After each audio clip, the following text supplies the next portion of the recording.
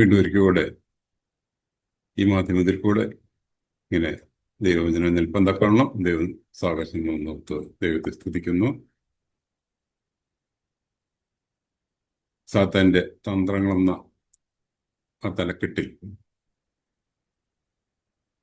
ചില കാര്യങ്ങൾ ചിന്തിക്കാൻ തക്കവണ്ണം ദൈവം നമ്മെ സഹായിച്ചു. സാത്താൻ എന്തുമാത്രം പ്രവർത്തിക്കുന്നു എന്നുള്ളത് മനസ്സിലാക്കാൻ തക്കവണ്ണം ഒരളവ് വരെ സാധിച്ചു എന്നാണ് ഞാൻ വിശ്വസിക്കുന്നത്. കഴിഞ്ഞ ആഴ്ച നമ്മൾ ചിന്തിച്ചത്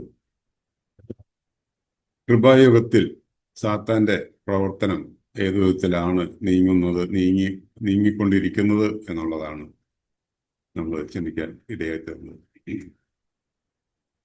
കൃപായുഗം കർത്താവിന്റെ മണവാട്ടി സഭയെ തന്നെ ഉപദ്രവിക്കുന്ന അല്ലെങ്കിൽ സഭയുടെ നേരെ പ്രവർത്തിക്കുന്ന സാത്താനെ നമ്മൾ ചിന്തിച്ചു. കർത്താവിന്റെ ക്രൂശീകരണത്തോടുകൂടി സാത്താനെ ഒരു വലിയ പ്രഹരമേറ്റു എന്നുള്ളത് നമ്മൾ കണ്ടു. അതനുസരിച്ച് താനവിടെ പ്രവർത്തിക്കുന്നതായിട്ട് നമുക്ക് കാണാനായിട്ട് സാധിക്കും. തുടർന്ന് നടക്കേണ്ട കാര്യങ്ങൾ അല്ലെങ്കിൽ ദൈവജനത്തിന്റെ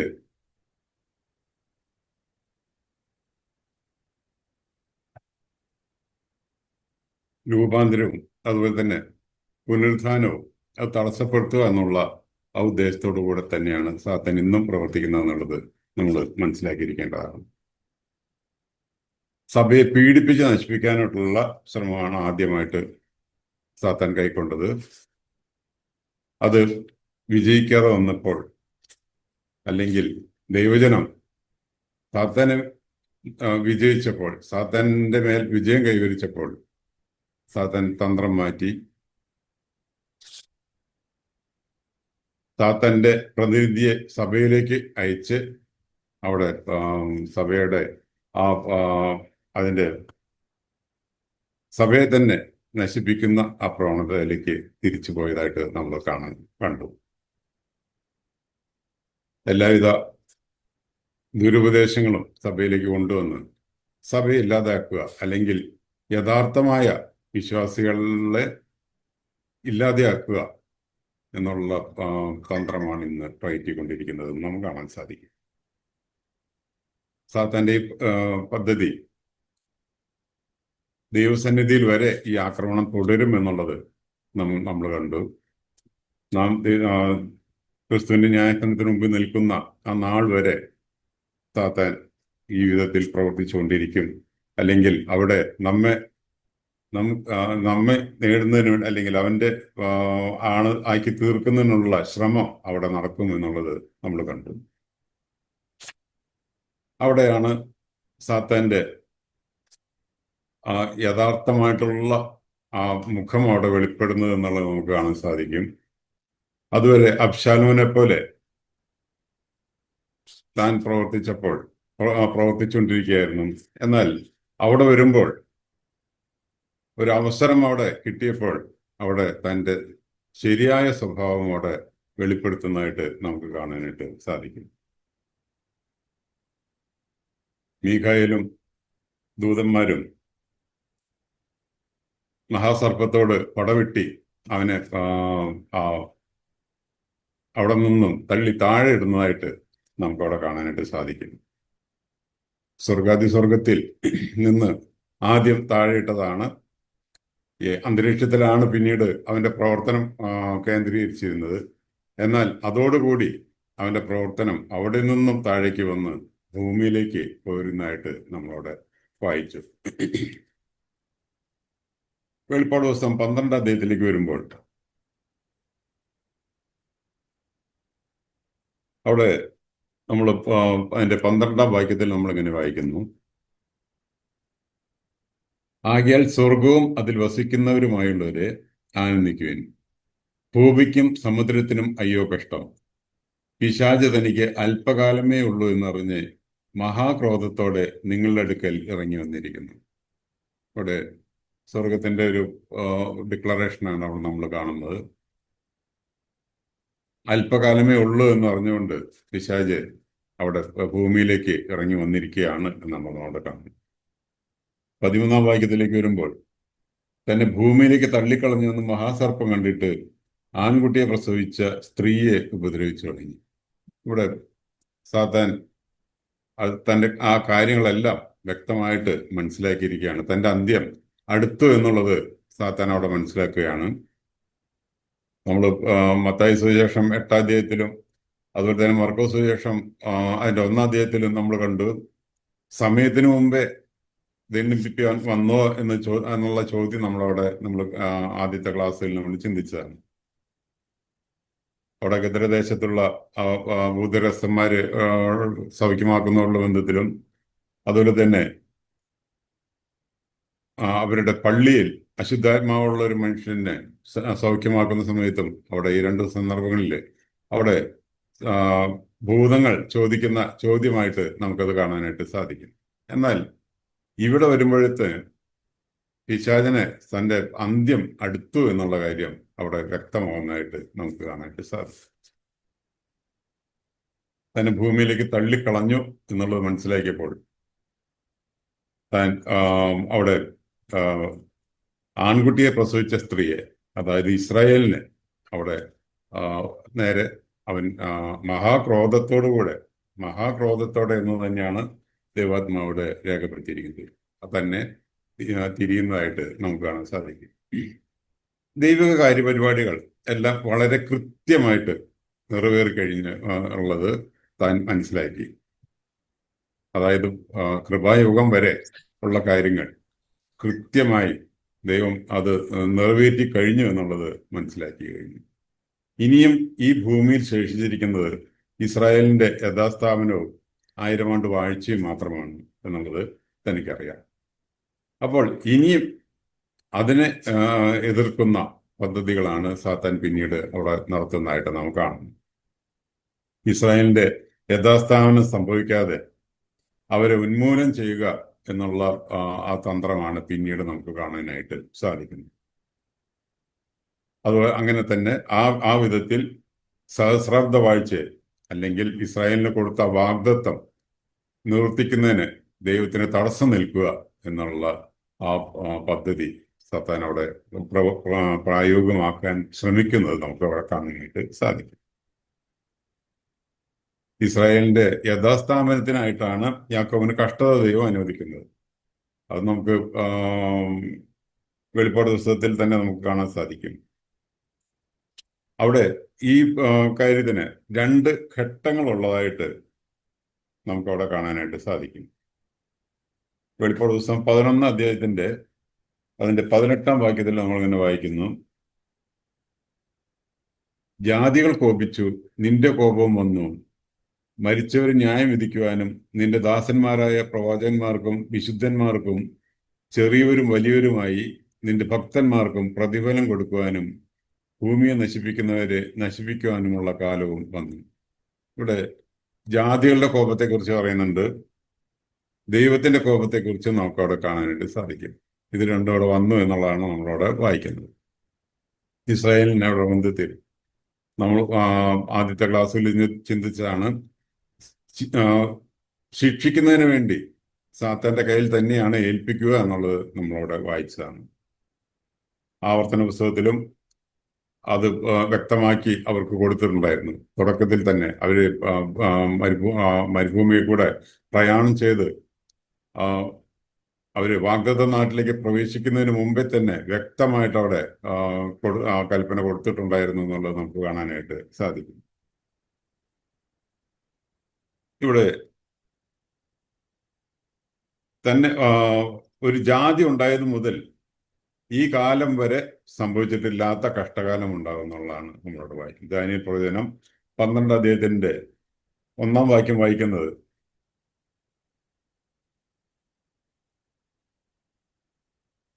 അവിടെ വായിക്കുന്നത്, ആ കാലത്ത് നിന്റെ സ്വജാതിക്കാർക്ക് തുണ നിൽക്കുന്ന മഹാപ്രഭുവായ മീഖായേൽ എഴുന്നേൽക്കും. ഒരു ജാതി ഉണ്ടായത് മുതൽ ഈ കാലം വരെ സംഭവിച്ചിട്ടില്ലാത്ത കഷ്ടകാലം ഉണ്ടാകും. അന്ന് നിന്റെ ജനം പുസ്തകത്തിൽ എഴുതി കാണുന്ന ഏവനും തന്നെ രക്ഷ പ്രാപിക്കും. ഇവിടെ ഒരു ജാതി ഉണ്ടായത് മുതൽ നമ്മൾ ഇസ്രായേലിന്റെ ചരിത്രം നമ്മൾ പരിശോധിക്കുമ്പോൾ ആവർത്തന പുസ്തകത്തിൽ അവർക്ക് കൊടുത്ത ആ, ആ, ആ, നിർദ്ദേശം ത്തിലും അതിൽ തുടർന്ന് ആ, തുടർന്ന് വരുന്ന കാലഘട്ടങ്ങളിൽ രാജാക്കന്മാരുടെ പുസ്തകത്തിലും അതുപോലെ തന്നെ തുടർന്ന് പ്രവാചകന്മാരുടെ പുസ്തകത്തിലൊക്കെ നമ്മൾ വായിക്കുമ്പോൾ ഓരോ കാലഘട്ടങ്ങളിലും ദൈവം അവരെ ശിക്ഷിക്കുന്നതിന് വേണ്ടി ജാതികൾക്ക് ഏൽപ്പിച്ചത് നമുക്ക് കാണാനായിട്ട് സാധിക്കും. ഇതെല്ലാം ഏകദേശം ഒരേപോലെ തന്നെയാണ് നടക്കുന്നത് എന്നുള്ളതും നമുക്ക് അവിടെ വായിക്കുന്ന സമയത്ത് മനസ്സിലാക്കാനായിട്ട് സാധിക്കും. ഏകദേശം ആ, ആ ജാതികൾ ഏതു വിധത്തിലാണ് അവരോട് ഇടപെടുന്നത് എന്നുള്ളതൊക്കെ നമുക്ക് കാണാനായിട്ട് സാധിക്കും. അത് മത്തായി സുവിശേഷം 24 അധ്യായത്തില് കർത്താവ് അത് വ്യക്തമാക്കുന്നുണ്ട്. ആ ഭാഗം നമുക്ക് വായിക്കാം. അപ്പോൾ ആ ആ പഴയ കാലങ്ങളിൽ സംഭവിക്കുന്നതിനേക്കാളും ഭീകരമായിട്ടുള്ള സംഭവങ്ങളാണ് ഇവിടെ നടക്കാൻ പോകുന്നത് എന്നുള്ളതാണ് നമുക്കവിടെ കാണാനായിട്ട് സാധിക്കുന്നത്. ദാനിയേൽ പ്രവചനത്തില് ദാനിയേലിന് കൊടുത്ത ദൈവം കൊടുത്ത വെളിപ്പാടനുസരിച്ച് ഇതേവരെ ഉണ്ടായിട്ടില്ലാത്ത, ഇത് ഇനിയും സംഭവിക്കാത്ത ആ ഒരു കാര്യം അവിടെ സംഭവിക്കുന്നതായിട്ട്, അല്ലെങ്കിൽ അതിന്റെ ആ പീഡനത്തിന്റെ തീവ്രത മുൻകാലങ്ങളിലുണ്ടായ പീഡനങ്ങൾ ഏകദേശം അതേപോലെ തന്നെയാണ് പീഡനങ്ങൾ നടക്കുന്നതെങ്കിൽ തന്നെയും അന്നുണ്ടായിട്ടില്ലാത്ത വിധത്തിൽ അതിൽ തീവ്രത വളരെ ആയിരിക്കും എന്നുള്ളതാണ് നമുക്കവിടെ കണ്ടിട്ട് സാധിക്കും. മത്തായി സുവിശേഷം 24 അധ്യായത്തിലേക്ക് വരുമ്പോൾ, മത്തായി സുവിശേഷം 24 അധ്യായം അതിന്റെ 19 മുതലുള്ള വാക്യങ്ങൾ വായിക്കുമ്പോൾ, 19ാമത്തെ വാക്യം, ആ കാലത്ത് ഗർഭിണികൾക്കും മുലപിടിക്കുന്നവർക്കും അയ്യോ കഷ്ടം. എന്നാൽ നിങ്ങളുടെ ഓടിപ്പോക്ക് ശീതകാലത്തോ ശബ്ബത്തിലോ സംഭവിക്കാതിരിപ്പാൻ പ്രാർത്ഥിക്കുകയും. 21ാം വാക്യത്തില് ലോകാരംഭം മുതൽ ഇന്നുവരെയും സംഭവിച്ചിട്ടില്ലാത്തതും ഇനിമേൽ സംഭവിക്കാത്തതുമായ വലിയ കഷ്ടമൊന്നുണ്ടാകും. ആ നാളുകൾ ചുരുങ്ങാതിരുന്നാൽ ഒരു ജഡവും രക്ഷിക്കപ്പെടുകയില്ല. വൃതന്മാർ നിമിത്തമോ ആ നാളുകൾ ചുരുങ്ങും. അപ്പൊ അവിടെ ആ പീഡനത്തിന്റെ തീവ്രതയെക്കുറിച്ച് കർത്താവ് വ്യക്തമാക്കുന്നതായിട്ട് നമുക്ക് അവിടെ കാണാനായിട്ട് സാധിക്കും. ഇവിടെ അവർക്ക് ആ നാളുകൾ ചുരുങ്ങാതിരുന്നാൽ അതെന്തുമാത്രം ബുദ്ധിമുട്ടായിരിക്കും എന്നുള്ളത് നമ്മൾ ഈ മഹാപീഡന കാലത്തെക്കുറിച്ച് നമ്മൾ ചിന്തിക്കുമ്പോൾ അതിൽ ഏകദേശം 3.5 വർഷക്കാലം മാത്രമാണ് പീഡനമായിട്ട് ഉള്ളൂ എന്നുള്ളത് നമുക്ക് കാണാനായിട്ട് സാധിക്കും. അതുപോലും അവർക്ക് സഹിക്കാവതല്ല എന്നുള്ള വിധത്തിൽ ദൈവം കർത്താവ് തന്നെ അവർക്ക് വെളിപ്പെടുത്തി കൊടുക്കുന്നതായിട്ട് നമുക്ക് കാണാൻ സാധിക്കും. ഈ വിധത്തിൽ ഉള്ള ആ കാലഘട്ടങ്ങളിലേക്കാണ് സാത്താൻ അവരെ കൊണ്ടുപോകാൻ ഇരിക്കുന്നത് എന്നുള്ളത് നമ്മൾ മനസ്സിലാക്കിയിരിക്കേണ്ടത് ആവശ്യം. സാത്താനെ കുറിച്ച് ചിന്തിക്കുമ്പോൾ സാത്താൻ ദൈവത്തെ അനുകരിക്കുന്നതായിട്ട് നമുക്ക് കാണാൻ സാധിക്കും. നമ്മൾ വെളിപ്പാട് ദിവസം 19 അധ്യായത്തിലേക്ക് വരുമ്പോൾ കർത്താവിന്റെ മഹത്വ പ്രത്യക്ഷതയെക്കുറിച്ച് നമ്മളവിടെ കാണുന്നുണ്ട്. വെളിപ്പാട് ദിവസം 19 അധ്യായം അതിന്റെ 11ാം വാക്യത്തില്,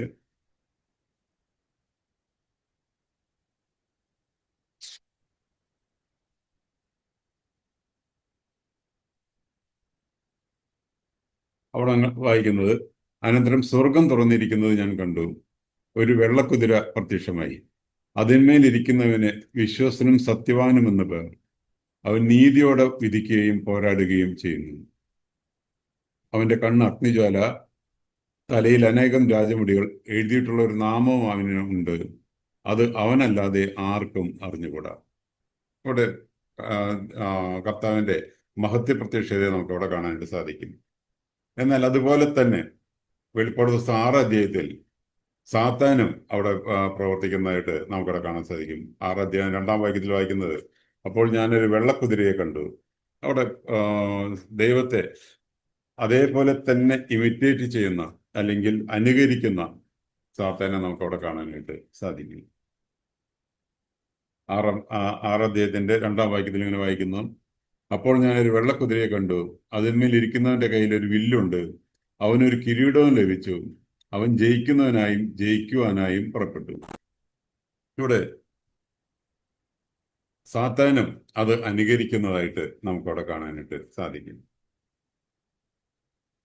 അതുപോലെ വെളിപ്പാട് പുസ്തകം 13ാം അധ്യായത്തിന്റെ 12ാം വാക്യത്തിൽ നമ്മൾ കാണുന്നത്, 13ാം അധ്യായത്തിന്റെ 12ാം വാക്യം, അത് ഒന്നാമത്തെ മൃഗത്തിന്റെ മുമ്പാകെ അതിന്റെ അധികാരമെല്ലാം നടത്തി ഭൂമിയെയും അതിൽ വസിക്കുന്നതിനെയും മരണകരമായ മുറിവ് പുറത്തുപോയ ഒന്നാം മൃഗത്തെ നമസ്കരിക്കുമാറാക്കുന്നു. ഇവിടെ കർത്താവിന്റെ ക്രൂശ് മരണത്തിന് ശേഷം മൂന്നാം നാൾ ഉയർത്തെഴുന്നേറ്റതിനെ ഇമിറ്റേറ്റ് ചെയ്യുന്ന സാത്താനെയും നമുക്കവിടെ കാണാനായിട്ട് സാധിക്കും. അതുപോലെ തന്നെ തെസ്സലോനിക്ക ലേഖനത്തിലേക്ക് വരുമ്പോൾ ദൈവാലയത്തിൽ ഇരുന്നു കൊണ്ട് ദൈവമെന്ന് നടിച്ച് അവിടെ താൻ അവിടെ അല്ലെങ്കിൽ തൻ്റെ താൻ വിചാരിച്ച പോലെ തന്നെ ഞാൻ എൻ്റെ ഇരുന്ന് അരുളുമെന്ന് നമ്മൾ ആദ്യ ക്ലാസ്സുകളിൽ ചിന്തിച്ചതാണ്. ഞാൻ സമാഗമ പർവ്വതത്തിൽ ഇരുന്ന് അരുളുമെന്ന് അവൻ്റെ ആ ചിന്താഗതി അതവിടെ ഫുൾഫിൽ ചെയ്യുന്ന സാത്താനെയും നമുക്കവിടെ കാണാനായിട്ട് സാധിക്കും. ഇവിടെ നമ്മൾ മനസ്സിലാക്കേണ്ട മറ്റൊരു കാര്യം, യഹൂദന്റെ അടുത്ത് മറ്റൊരു വിധത്തിൽ ചെന്നാൽ യഹൂദന്റെ അടുത്ത് കാര്യങ്ങൾ നടക്കുകയില്ല.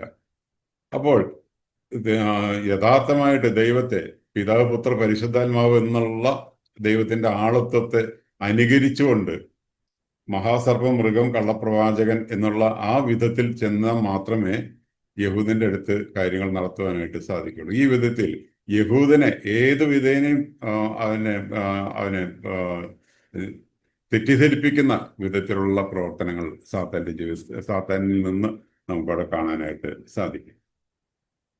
നമ്മൾ കർത്താവ് ഭൂമിയിൽ വന്നപ്പോൾ അവനെ അംഗീകരിക്കാനായിട്ട് യേശുവിനെ കർത്താവായിട്ട് അംഗീകരിക്കാനായിട്ട് അവർക്ക് സാധിച്ചില്ല. യെശയ്യാപ്രവചനം 53 അധ്യായത്തിലേക്ക് വരുമ്പോൾ അവിടെ നാം കാണുന്നത് കണ്ടാൽ ആഗ്രഹിക്കത്തക്ക സൗന്ദര്യവുമില്ല എന്നാണ് നമ്മൾ വായിക്കുന്നത്. ഞാൻ വിചാരിക്കുന്നത് യഹൂദന്മാർക്ക് ഒരു അംഗീകരിക്കാൻ പറ്റുന്ന ഒരു സൗന്ദര്യമൊട്ടലല്ല കർത്താവ് ഭൂമിയിൽ ആദ്യമായിട്ട് വന്നത് എന്നുള്ളതാണ് ഞാൻ മനസ്സിലാക്കുന്നത്. കാരണം ആദ്യം ഞാൻ ചിന്തിച്ചിരുന്നത് ഇത് തൻ്റെ ക്രൂശീകരണത്തോടുള്ള ബന്ധത്തിൽ തനിക്ക് ഏറ്റ ആ വലിയ പീഡനങ്ങൾ നിമിത്തം ഉണ്ടായ സൗന്ദര്യ ശോഷണമാണ് എന്നാണ് ഞാൻ ആദ്യം വിചാരിച്ചിരുന്നത്. എന്നാൽ അങ്ങനെയല്ല നമുക്ക് മനസ്സിലാക്കാൻ സാധിക്കുന്നത്. അവിടെ യഹൂദൻ മനസ്സിൽ കരുതിയിരുന്ന വിധത്തിലുള്ള ഒരു പേഴ്സണാലിറ്റിയിലല്ല കർത്താവ് വന്നത് എന്നുള്ളത് നമുക്ക് മനസ്സിലാക്കാനായിട്ട് സാധിക്കും. ലൂക്കോസിന് ശേഷം 19 അധ്യായത്തിലേക്ക് വരുമ്പോൾ അതിന്റെ 42 വായിക്കുന്നുണ്ട്, ഇപ്പോഴും അത് നിന്റെ കണ്ണിന് മറഞ്ഞിരിക്കുന്നു. ദൈവം അത് അവർക്ക് മറച്ചു ഒഴിച്ചു എന്നുള്ളത് ശരിയാണെങ്കിൽ തന്നെയും അത് അവരെ ഹൃദയകാഠിന്യം നിമിത്തമായിരുന്നു എന്നുള്ളത് നമ്മൾ മനസ്സിലാക്കേണ്ടത് ആവശ്യമാണ്. മത്തായി സുവിശേഷം 21 അധ്യായത്തില് അവിടെ കർത്താവിന്റെ യെരുശലേമിലേക്കുള്ള ആ യാത്രയെ നമുക്ക് കാണാനായിട്ട് സാധിക്കും. മത്തായി സുവിശേഷം 21 അധ്യായം അതിന്റെ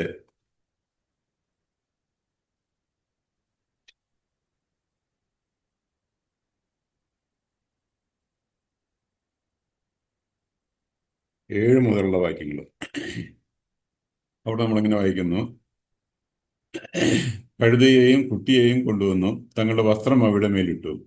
അവൻ കയറിയിരുന്നു. പുരുഷാരം മിക്കതും തങ്ങളുടെ വസ്ത്രം വഴിയിൽ വിരിച്ചു. മറ്റു ചില വൃക്ഷങ്ങളിൽ നിന്ന് കൊമ്പ് വെട്ടി വഴിയിൽ വിതറി. മുമ്പും പിന്നും നടന്ന് പുരുഷാരം, ദാവീദ് പുത്രന് ഹോശന്ന, കർത്താവിന്റെ നാമത്തിൽ വരുന്നവൻ വാഴ്ത്തപ്പെട്ടവൻ, അത്യുന്നതങ്ങളിൽ ഹോശന്ന എന്ന് ആർത്തുകൊണ്ടിരുന്നു. അവൻ യെരുശലേമിൽ കടന്നപ്പോൾ നഗരം മുഴുവനും ഇളകി, ഇവൻ ആർ എന്ന് പറഞ്ഞു. ഇവൻ ഗലീലയിലെ നസ്രത്തിൽ നിന്നുള്ള പ്രവാചകനായ യേശു എന്ന് പുരുഷാരം പറഞ്ഞു. ഇവിടെ കർത്താവിന്റെ യെരുശലേമിലേക്കുള്ള ആ യാത്ര, അല്ലെങ്കിൽ ഒരു വിജയയാത്ര എന്ന് വേണമെങ്കിൽ പറയാം, ആ യാത്രയെ നമുക്കവിടെ കാണാനായിട്ട് സാധിക്കും. ഒരു കഴുതക്കൊട്ടിമേൽ വരുന്ന യേശുവിന് അല്ലെങ്കിൽ രാജാവിന്, സൗമ്യനായിട്ട് വരുന്ന രാജാവിന് അവർക്ക് അംഗീകരിക്കാനായിട്ട് സാധിച്ചില്ല. അവര് പ്രതീക്ഷിച്ചത് കുതിരപ്പുറത്ത് വരുന്ന ഒരു രാജാവിനെ അവര് പ്രതീക്ഷിച്ചു. നമ്മൾ യെശയ്യാപ്രവചനം 61 അധ്യായത്തിന്റെ 2-ാം വാക്യത്തിൽ നമ്മൾ വായിക്കുന്നുണ്ട്. നമ്മളത് ലൂക്കോസ് സുവിശേഷം 4-ാം അധ്യായത്തിന്റെ 18-ാം വാക്യത്തിൽ അത് കർത്താവ് തന്നെ വായിച്ചു വയ്ക്കുന്നതായിട്ട് കാണാൻ സാധിക്കും. കർത്താവിന്റെ പ്രസാദ വർഷവും അതുപോലെ തന്നെ പ്രതികാര ദിവസവും ഇത് രണ്ടും ഒരുമിച്ച് കാണണമെന്ന് യഹൂദൻ ആഗ്രഹിച്ചു എന്നുള്ളതാണ് നമ്മളോട് മനസ്സിലാക്കാനായിട്ട് സാധിക്കുന്നത്. ഇത് രണ്ടും അതിനിടയ്ക്കുള്ള പ്രസാദ വർഷമാണെന്നും പ്രതികാരം എന്നുള്ളൊരു ദിവസമാണെന്നുള്ളതും അത് വ്യക്തമായിട്ട് മനസ്സിലാക്കാനായിട്ട് യഹൂദന് സാധിച്ചില്ല എന്നുള്ളത് നമുക്കവിടെ കാണാൻ സാധിക്കും. യഹൂദൻ ഈ കർത്താവിന്റെ വരവിനെ പ്രതീക്ഷിച്ചിരുന്നവരായിരുന്നു എന്നുള്ളത് നമുക്ക് കാണാൻ സാധിക്കും. ലൂക്കോസ് 17 അധ്യായത്തിന്റെ 20 വാക്യത്തിൽ വരുമ്പോൾ, എപ്പോൾ വരുമെന്ന് പരീശന്മാർ ചോദിച്ചായിട്ട്, അല്ലെങ്കിൽ ദൈവരാജ്യം എപ്പോൾ വരുമെന്ന് പരീശന്മാർ ചോദിച്ചായിട്ട് നമുക്കവിടെ കാണാനായിട്ട് സാധിക്കും. ലൂക്കോസ് സുവിശേഷം 17 അധ്യായം അതിന്റെ 20 വാക്യം. 19 അധ്യായത്തിലേക്ക് വരുമ്പോൾ, ലൂക്കോസിന്റെ സുവിശേഷം 19 അധ്യായത്തിലേക്ക് വരുമ്പോൾ അതിന്റെ 11 വാക്യത്തിൽ, അവൻ യെരുശലേമിന് സമീപിച്ചിരിക്കാലും ദൈവരാജ്യം ക്ഷണത്തിൽ വെളിപ്പെടുമെന്ന് അവർക്ക് തോന്നുകയാലും എന്ന് നമുക്ക് അവിടെ കാണാനായിട്ട് സാധിക്കും. അവിടെ അവര് പ്രതീക്ഷിച്ചിരുന്നു കർത്താവ് വരുമെന്നുള്ളത്.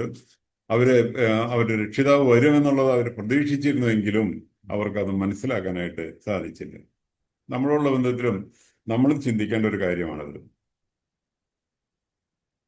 നാം കർത്താവിന്റെ മധ്യാകാശ വരവിനെ കാത്തിരിക്കുന്നവരാണ്.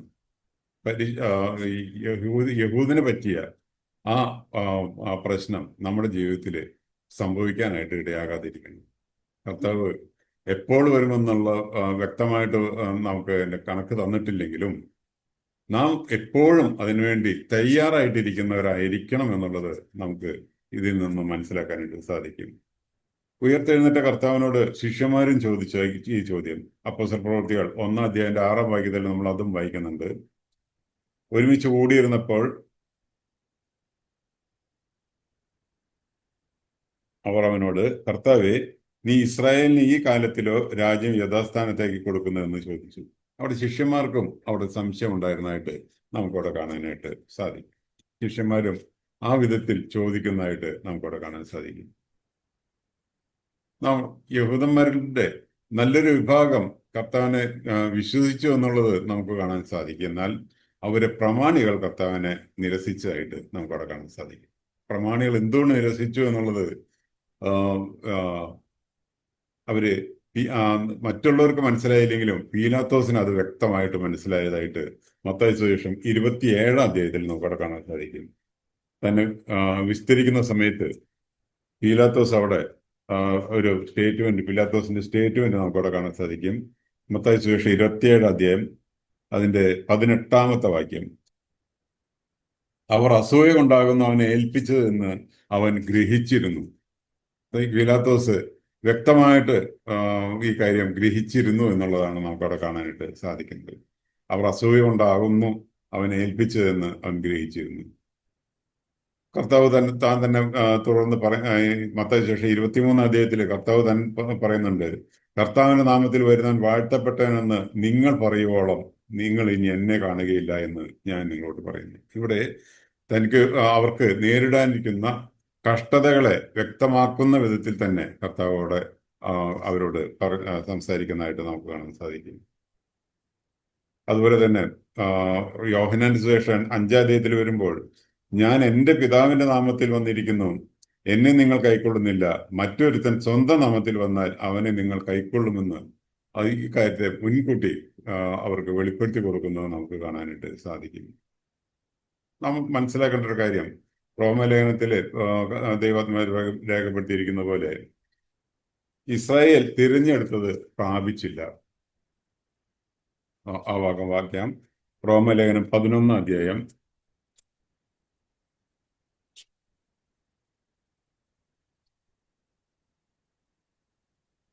അതിന്റെ 7 മുതലുള്ള വാക്യങ്ങൾ. അല്ലെങ്കിൽ കൃപയല്ല, ആകയാൽ എന്ത് ഇസ്രായേൽ താൻ തിരഞ്ഞത് പ്രാപിച്ചില്ല, തിരഞ്ഞെടുക്കപ്പെട്ടവർ അത് പ്രാപിച്ചു, ശേഷമുള്ളവരോ കഠിനപ്പെട്ടിരിക്കുന്നു. ദേവന്മാർക്ക് ഇന്നുവരെ ഗാഠനിദ്രയും കാണാത്ത കണ്ണും കേൾക്കാത്ത ചെവിയും കൊടുത്തു എന്ന് എഴുതിയിരിക്കുന്നുവല്ലോ. അപ്പൊ അവിടെ ഇസ്രായേൽ ജനം അവര് കർത്താവിനെ പ്രതീക്ഷിച്ചിരുന്നുവെങ്കിൽ തന്നെ അവര് പ്രതീക്ഷിച്ചത് അല്ലെങ്കിൽ അവർക്ക് പ്രാപിക്കാനായിട്ട് സാധിച്ചില്ല എന്നുള്ളതാണ് നമ്മൾ കാണുന്നത്. നമ്മുടെ ജീവിതത്തിലും സാത്താന്റെ തന്ത്രങ്ങൾ എന്നുള്ളത് നമ്മൾ പഠിക്കുമ്പോൾ നമ്മൾ മനസ്സിലാക്കിയിരിക്കേണ്ട ഒരു കാര്യം, നാമും ജീവിതത്തിൽ കർത്താവിനെ പ്രതീക്ഷിച്ചിരിക്കുന്നു എന്ന് പറയുകയും നാം അതിന് വേണ്ട വിധത്തിൽ നമുക്കതിനെ മുൻതൂക്കം കൊടുക്കാൻ സാധിക്കാതെ വരികയും ചെയ്യുക എന്നുള്ളത് വളരെ പരിതാപകരമായ ഒരു അവസ്ഥയാണെന്നുള്ളത് മനസ്സിലാക്കിയിരിക്കേണ്ടത് ആവശ്യമാണ്. ഈ സാത്താൻ സാത്താനെ ഭൂമിയിലേക്ക് തള്ളിക്കളഞ്ഞ് ഭൂമിയിലേക്ക് അവൻ ഇറങ്ങി വരുന്ന സമയം ഭൂമിയിൽ വളരെയധികം ആ, പ്രശ്നങ്ങളുടെ മധ്യത്തിൽ ഇരിക്കുന്ന ഒരു സമയമായിരിക്കും എന്നുള്ളതാണ് നമുക്കവിടെ കാണാനായിട്ട് സാധിക്കുന്നത്. വളരെ പ്രക്ഷുബ്ധമായിട്ടുള്ള ഒരു അന്തരീക്ഷത്തിലേക്കാണ് ഈ സാത്താനെ സ്വർഗത്തിൽ നിന്നും തള്ളി ഇടുന്നതായിട്ട് നമുക്ക് കാണാൻ സാധിക്കും. 2 തിമോഥെയോസ് 3 അധ്യായത്തിൽ നമ്മൾ അതാണ് വായിക്കുന്നത്. അന്ത്യകാലത്ത് ദുർഘട സമയങ്ങൾ വരും. ഈ ദുർഘട സമയത്തിലേക്കാണ് സാത്താൻ ഇറങ്ങി വരുന്നതായിട്ട് നമുക്ക് കാണാൻ സാധിക്കും. ഒരു സമാധാനമില്ലാതെ അസമാധാനത്തിലിരിക്കുന്ന ഒരു ലോകത്തിലേക്കാണ് സാത്താൻ തള്ളിയിടപ്പെടുന്നത് എന്നുള്ളത് നമുക്ക് കാണാൻ സാധിക്കും. ഇവിടെ ഒരു സമാധാനത്തിന് വേണ്ടി എന്തും ചെയ്യാനായിട്ട് തയ്യാറായിരിക്കുന്ന ഒരു ജനത്തിന്റെ മധ്യത്തിലേക്കായിരിക്കും സാത്താൻ ഇറങ്ങി വരുന്നതായിട്ട് കാണാൻ സാധിക്കും. ആ സമയത്താണ് അവൻ ഇറങ്ങി വരുന്ന സമയത്താണ് സമുദ്രത്തിൽ നിന്നൊരു മൃഗം കയറി വരുന്നതായിട്ട് അവന്റെ ശ്രദ്ധയിൽപ്പെടുന്നത് കാണുന്നത്. വെളിപ്പാട് ദിവസം 13 അധ്യായത്തിൽ നമ്മളത് വായിക്കുന്നുണ്ട്. വെളിപ്പാട് ദിവസം 13 അധ്യായം അതിന്റെ 1ഉം 2ഉം വാക്യങ്ങൾ ഇങ്ങനെ വായിക്കുന്നു. അപ്പോൾ 10 കൊമ്പും 7 തലയും കൊമ്പുകളിൽ 10 രാജമുടിയും തലയിൽ ദൂഷണനാമങ്ങളുമുള്ള ഒരു മൃഗം സമുദ്രത്തിൽ നിന്ന് കയറുന്നത് ഞാൻ കണ്ടു. ഞാൻ കണ്ട മൃഗം പുള്ളിക്ക് സദൃശ്യവും അതിന്റെ കാൽ കരടിയുടെ കാൽ പോലെയും വായ് സിംഹത്തിന്റെ വായ് പോലെയുമായിരുന്നു. അതിന് മഹാസർപ്പം തന്റെ ശക്തിയും സിംഹാസനവും വലിയ അധികാരവും കൊടുത്തതായിട്ട് നമുക്കവിടെ വായിക്കാം. ഈ വിധത്തിൽ സാത്താൻ ഭൂമിയിലേക്ക് പതിക്കുന്ന സമയത്ത് അവർ കാണുന്ന കാഴ്ച ഈ മൃഗം കയറി വരുന്നതായിട്ടാണ് നമുക്ക് കാണാൻ സാധിക്കും. തനിക്ക് ആ മൃഗത്തിന് തന്റെ അധികാരവും ആ സിംഹാസനമൊക്കെ കൊടുക്കുന്ന സാത്താനെ നമുക്ക് അവിടെ കാണാനായിട്ട് സാധിക്കും. ദാനിയേൽ പ്രവചനം 8 അധ്യായത്തിലേക്ക് വരുമ്പോൾ അന്ത്യക്രിസ്തുവിനെ കുറിച്ച് അല്ലെങ്കിൽ എതിർ ക്രിസ്തുവിനെ കുറിച്ച് നമുക്കവിടെ കാണാൻ സാധിക്കും. 8 അധ്യായം 25 വാക്യത്തില് അവൻ നയബുദ്ധിയാൽ കാര്യങ്ങൾ സാധിച്ചെടുക്കും എന്നുള്ളതാണ് നമ്മളവിടെ വായിക്കുന്നത്. ഈ വിധത്തിൽ നയബുദ്ധിയാൽ കാര്യങ്ങൾ സാധിക്കുന്ന ആ വ്യക്തിക്ക് സാത്താൻ തന്റെ അധികാരം കൊടുക്കുന്നതായിട്ടാണ് നമുക്കവിടെ കാണാനായിട്ട് സാധിക്കും. 13 അധ്യായത്തിന് തന്നെ 5 വാക്യത്തിലേക്ക് വരുമ്പോൾ വമ്പും ദൂഷണവും സംസാരിക്കുന്ന വായ ലഭിച്ചു.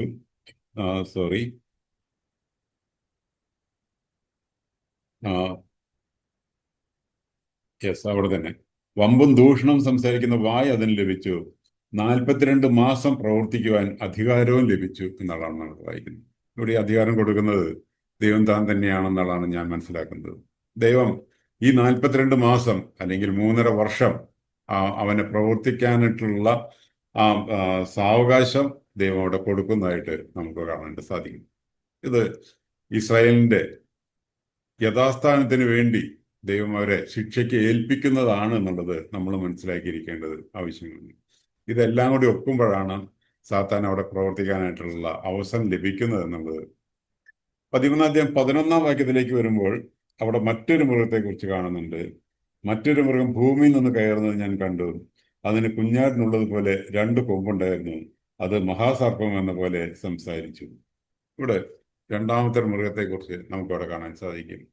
സാത്താനിന് വേണ്ടി പ്രവർത്തിക്കുന്ന രണ്ടാമത്തെ മൃഗം ഒരു കള്ളപ്രവാചകനായിട്ടാണ് നമുക്കവിടെ കാണാനായിട്ട് സാധിക്കും. ആദ്യത്തെ മൃഗം കയറി വന്നത് സമുദ്രത്തിൽ നിന്നാണ്. സമുദ്രത്തെ കാണിക്കുന്നത് ലോകത്തെയാണ്, അല്ലെങ്കിൽ ഈ ജെൻഡൈൽസിനെയാണ് നമുക്ക് അവിടെ കാണാൻ സാധിക്കുന്നത്. എന്നാൽ ഭൂമിയിൽ എന്നുള്ളത് പറയുന്നത് അത് ഇസ്രായേലിൽ നിന്നാണ് എന്നാണ് ഞാൻ മനസ്സിലാക്കുന്നത്. അല്ലെങ്കിൽ യെരുശലേമിന്റെ ചുറ്റുപാടുള്ള ഏതെങ്കിലും ഭാഗത്ത് നിന്നായിരിക്കും താൻ എഴുന്നേൽക്കുന്നത് എന്നുള്ളതാണ് എനിക്ക് മനസ്സിലാക്കാനായിട്ട് സാധിച്ചത്. ഈ വിധത്തിൽ 2 കൂട്ടരെയും പ്രതിനിധീകരിക്കുന്ന സാത്താന്റെ ആളുകളെ നമുക്ക് അവിടെ കാണാനായിട്ട് സാധിക്കും. മൃഗം എന്നുള്ള അവസ്ഥയിൽ വരുന്ന ലോകത്തിൽ നിന്നും എഴുന്നേറ്റ് വരുന്ന ഒരു നേതാവിനെ നമുക്ക് കാണാൻ സാധിക്കും. കള്ളപ്രവാചകൻ എന്ന നിലയ്ക്ക് എഴുന്നേറ്റ് വരുന്ന, അല്ലെങ്കിൽ ഒരു യഹൂദനോട് ബന്ധമുള്ള ഒരു വ്യക്തിയെയും നമുക്ക് അവിടെ കാണാനായിട്ട് സാധിക്കും. അവസാനം യഹൂദന്റെ കണ്ണ് തുറക്കുന്നത് അവര് 13 വാക്യത്തിലേക്ക് വരുമ്പോൾ നമുക്ക് കാണാൻ സാധിക്കും.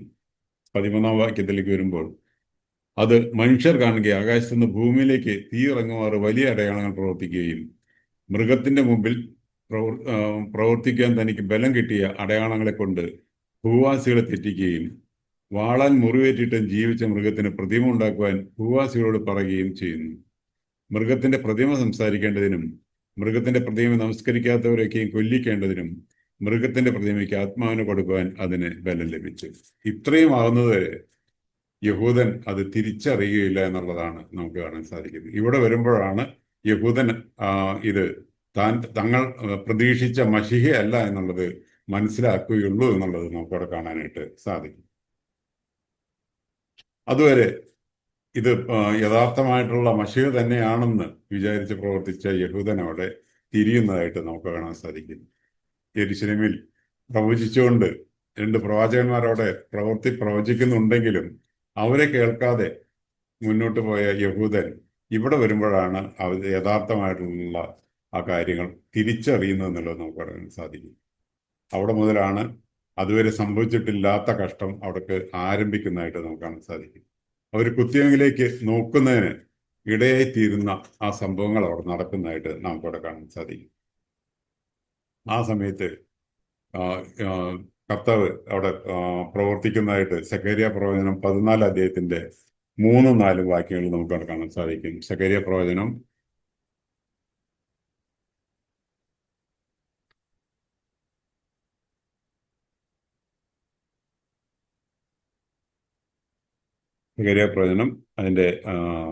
14 അധ്യായം അതിന്റെ 3-4 വാക്യങ്ങൾ. എന്നാൽ യഹോവ പുറപ്പെട്ട് താൻ യുദ്ധ ദിവസത്തിൽ പൊരുതിയതുപോലെ ആ ജാതികളോട് പൊരുതും. അന്നാളിൽ അവന്റെ കാൽ യെരുശലേമിനെതിരെ കിഴക്കുള്ള ഒലിവുമലയിൽ നിൽക്കും. ഒലിവുമല കിഴക്ക് പടിഞ്ഞാറായി നടുവെ പിളർന്നു പോകും. ഏറ്റവും വലിയൊരു താഴ്വര ഉളവായി വരും. മലയുടെ പകുതി വടക്കോട്ടും മറ്റേ പകുതി തെക്കോട്ടും വാങ്ങിപ്പോകും. ഇവിടെ കർത്താവ് താൻ തന്നെ അവിടെ ഇടപെടുന്നതായിട്ട് നമുക്ക് അവിടെ കാണാനായിട്ട് സാധിക്കും. ഈ വിധത്തിൽ ഈ കുത്തിയവങ്കിലേക്ക് യഹൂദൻ നോക്കുന്നത് വരെ അവർക്ക് ആ കഷ്ടത നീണ്ടുപോകുന്നതായിട്ട് നമുക്ക് അവിടെ കാണാനായിട്ട് സാധിക്കും. യോവേൽ പ്രവചനം 2-3 അധ്യായങ്ങളിലും സെഖര്യാ പ്രവചനം 14 അധ്യായത്തിലും ഈ കാര്യങ്ങൾ വ്യക്തമായിട്ട് വിവരിച്ചിരിക്കുന്നത് നമുക്ക് കാണാൻ സാധിക്കും. തുടർന്ന് കർത്താവിന്റെ രാജ്യമാണ് നമുക്കവിടെ കാണാൻ സാധിക്കുന്നത്. കർത്താവിന് തന്റെ രാജ്യം സ്ഥാപിക്കുന്നതിന് മുമ്പ് യഥാർത്ഥ ശത്രുവിനെ ഒഴിവാക്കേണ്ടത് ആവശ്യമായിട്ട് വരും. അവിടെ നമ്മൾ വായിക്കുന്നത് വെളിപ്പാട് ദിവസം 19 അധ്യായത്തിലേക്ക് വരുമ്പോൾ വെളിപ്പാട് ദിവസം 19 അധ്യായം അതിന്റെ 20-ാം വാക്യത്തിൽ നമ്മൾ വായിക്കുന്നത്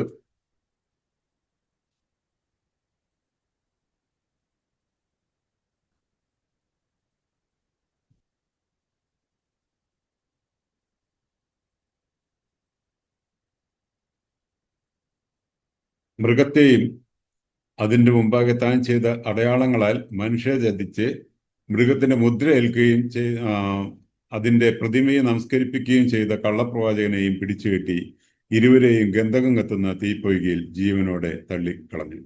ഇവിടെ മൃഗത്തെയും കള്ളപ്രവാചകനെയും ജീവനോടെ കത്തുന്ന തീപ്പൊയ്കയിലേക്ക് അല്ലെങ്കിൽ നരകത്തിലേക്ക് തള്ളിക്കളയുന്നതായിട്ട് നമുക്ക് അവിടെ കാണാനായിട്ട് സാധിക്കും. തുടർന്ന് വെളിപ്പാട് 20-ാം അധ്യായത്തിലേക്ക് വരുമ്പോൾ അതിന്റെ ആദ്യത്തെ വാക്യങ്ങൾ വായിക്കുന്നത്, അനന്തരം ഒരു ദൂതൻ അഗാധത്തിന്റെ താക്കോലും ഒരു വലിയ ചങ്ങലയും കയ്യിൽ പിടിച്ചുകൊണ്ട് സ്വർഗത്തിൽ നിന്നിറങ്ങുന്നത് ഞാൻ കണ്ടു. അവൻ പിശാചും സാത്താനും എന്ന പഴയ പാമ്പായ മഹാസർപ്പത്തെ പിടിച്ച് 1000 ആണ്ടുകളിലേക്ക് ചങ്ങലയിട്ടു. 1000 ആണ്ട് കഴിയുവോളം ജാതികളെ വഞ്ചിക്കാതിരിക്കുവാൻ അവനെ അഗാധത്തിൽ തള്ളിയിട്ട് അടച്ചുപൂട്ടുകയും മീതെ മുദ്രയിടുകയും ചെയ്തു. അതിന്റെ ശേഷം അവനെ അല്പകാലത്തേക്ക് അഴിച്ചുവിടേണ്ടതാകുന്നു. ഇവിടെ ആ 1000 ആണ്ട് വായിച്ച സമയത്തേക്ക് 1000 ആണ്ട് സാത്താനെയും പിടിച്ചുകെട്ടി ബോട്ടൻലെസ് പിറ്റിലേക്ക് അല്ലെങ്കിൽ അഗാധ കൂപത്തിലേക്ക് തള്ളിക്കളയുന്നതായിട്ട് നമുക്കവിടെ കാണാനായിട്ട് സാധിക്കും. തുടർന്നാണ് യശപ്രവചനം 32 അധ്യായത്തിൽ വായിക്കുന്ന പോലെ ഒരു രാജാവ് നീതിയോടെ വാഴും, പ്രഭുക്കന്മാർ ന്യായത്തോടെ അധികാരം നടത്തുമെന്നുള്ള കർത്താവിന്റെ ആ വലിയ ആഗ്രഹം അവിടെ നിറവേറുന്നതായിട്ട് നമുക്കവിടെ കാണാനായിട്ട് സാധിക്കും. 1000 ആണ്ട് വളരെയധികം ഭംഗിയായിട്ടുള്ള ഭരണം തന്നെ ആയിരിക്കും എന്നുള്ളതാണ് നമുക്കവിടെ കാണാനായിട്ട് സാധിക്കും. നീതിയോടുള്ള വാഴ്ച, ന്യായത്തോടുള്ള അധികാരം നടത്തുന്ന പ്രഭുക്കന്മാര്, ഇതൊക്കെയുള്ള വളരെ മനോഹരമായ 1000 വർഷം അവിടെ കഴിഞ്ഞു പോകും. തുടർന്ന് 1000 ആണ്ട് കഴിയുമ്പോൾ വെളിപ്പാട് ദിവസം 20-ാം അധ്യായത്തിന്റെ 7ഉം 8ഉം വാക്യങ്ങളിലേക്ക് വരുമ്പോൾ അവിടെ 1000 ആണ്ട് കഴിയുമ്പോഴോ സാത്താനെ തടവിൽ നിന്ന് അഴിച്ചുവിടും. അവൻ ഭൂമിയുടെ 4 ദിക്കിലുമുള്ള ജാതികളായി സംഖ്യയിൽ കടൽപ്പുറത്തെ മണൽ പോലെയുള്ള ഗോഗ് മാഗോഗ് എന്നിവരെ യുദ്ധത്തിനായി കൂട്ടിച്ചേർക്കേണ്ടതിന് വശീകരിക്കുവാൻ പുറപ്പെടും. ഇവിടെ സാത്താനെ അല്പകാലത്തേക്ക് അഴിച്ചുവിടുന്നതോടുകൂടി അവിടെ ലോകത്തെ മുഴുവൻ വശീകരിക്കുന്നതിനുള്ള തന്റെ ശ്രമം പിന്നെയും ആരംഭിക്കുന്നതായിട്ട് നമുക്ക് കാണാൻ സാധിക്കും. ഇവിടെ എന്നെ അത്ഭുതപ്പെടുത്തിയൊരു കാര്യം, ലോകജാതിയെ വശീകരിക്കുവാനായിട്ട് സാത്താന്റെ ആ തന്ത്രം, എന്തുമാത്രം തന്ത്രം അത് അവിടെ പ്രയോഗിക്കുന്നു എന്നുള്ളത് നമുക്ക് മനസ്സിലാക്കാനായിട്ട് നമ്മളത് ആലോചിക്കുന്നത് നന്നായിരിക്കും എന്നതാണ് എനിക്ക് തോന്നുന്നത്. കാരണം 1000 ആണ്ട് വളരെ മനോഹരമായ ഭരണം കാഴ്ചവെച്ചിട്ട് പോലും അത് അനുഭവിച്ച ആ ജനത്തെ തന്റെ വരുതിയിലേക്ക് വരുത്തുവാനായിട്ട് സാത്താന് കഴിയുന്നു എന്നുള്ളത് നമ്മൾ മനസ്സിലാക്കിയിരിക്കേണ്ടത് ആവശ്യമാണ്. അവിടെ കർത്താവ് താൻ തന്നെ തന്റെ അവിടെ അവരെ നശിപ്പിക്കുന്നതായിട്ട് നമുക്കവിടെ കാണാനായിട്ട് സാധിക്കും. വെളിപ്പാട് പുസ്തകം 20-ാം അധ്യായത്തില് അവന്റെ 9-ാം വാക്യത്തിലേക്ക് വരുമ്പോൾ നമ്മളവിടെ അതാണ് വായിക്കുന്നത്.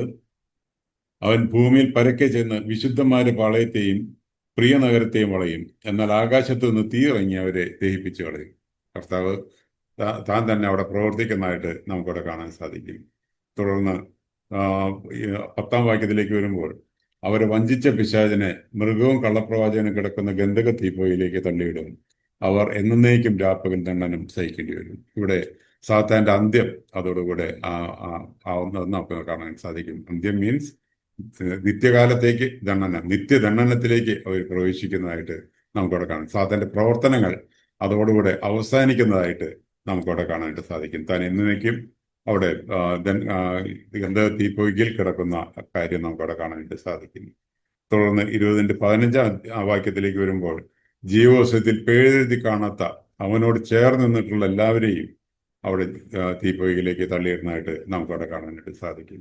ജീവിതത്തിൽ സാത്താന്റെ ജീവിതം, സാത്താന്റെ പ്രവർത്തനങ്ങൾ എല്ലാ കാലത്തും ദൈവിക പദ്ധതികൾക്ക് എതിരായിട്ട് പ്രവർത്തിക്കുന്നു എന്നുള്ളത് നമ്മൾ മനസ്സിലാക്കിയിരിക്കേണ്ടത് ആവശ്യമുണ്ട്.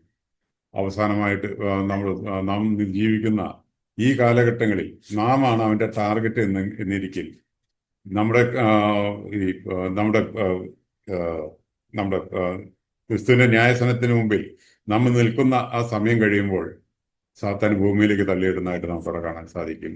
അവിടെ പിന്നീട് തന്റെ പ്രവർത്തനം ഇസ്രായേലിന് നേരെ ആയിരിക്കും എന്നുള്ളതും നമുക്കവിടെ കാണാനായിട്ട് സാധിക്കും. ഈ വിധത്തിൽ സാത്താൻ ഏറ്റവും അവസാനം ഗന്ധക തീപ്പൊയ്കിലേക്ക് പതിക്കുന്ന സാത്താനെ നമുക്ക് കാണാനായിട്ട് സാധിക്കും. ഈ സാത്താനോട് കൂടെ ചേർന്നവരും അവസാനം ഗന്ധക തീപ്പൊയ്കയിൽ എത്തുന്നതായിട്ട് നമുക്കവിടെ കാണാനായിട്ട് സാധിക്കും. ഈ വിധത്തിൽ സാത്താന്റെ പ്രവർത്തനങ്ങൾ ഈ ഭൂമിയിൽ മാത്രമല്ല തന്റെ പ്രവർത്തനം പിന്നീട് തുടരാൻ സാധിക്കാത്ത വിധത്തിൽ താൻ എന്നേക്കും നിത്യദണ്ഡനം അനുഭവിക്കുന്ന ആ വിഭാഗത്തിലേക്ക് മാറ്റപ്പെടുന്നതായിട്ട് നമുക്ക് കാണാൻ സാധിക്കും. ഈ വിധത്തിൽ സാത്താനെ കുറിച്ച് ചില കാര്യങ്ങൾ മാത്രം ചിന്തിക്കാനായിട്ട് മാത്രം സാധിച്ചുള്ളൂ. ഈ വളരെയധികം തുടർന്ന് പഠിക്കാനായിട്ട് ആവശ്യമുള്ള കാര്യങ്ങളാണ്. അത് അനുവാചകരുടെ ഹൃദയങ്ങളിലേക്ക് തന്നുകൊണ്ട് ഞാൻ ഈ ഭാഗം അവസാനിപ്പിക്കുകയാണ്. അടുത്ത ആഴ്ച നാം ഈ ഭൂമിയിലായിരിക്കുന്ന നാം ഇപ്പോൾ എന്ത് ചെയ്യണം എന്നുള്ളതിനെ കുറിച്ചുള്ള ചില കാര്യങ്ങൾ കൂടെ ചിന്തിച്ച് ഈ വിഷയം അവസാനിപ്പിക്കാമെന്നുള്ളതാണ് ഞാൻ ആഗ്രഹിക്കുന്നത്. ദൈവത്തിന്റെ തിരുനാമം എന്നും എന്നേക്കും മഹത്വപ്പെടുന്നതാകട്ടെ.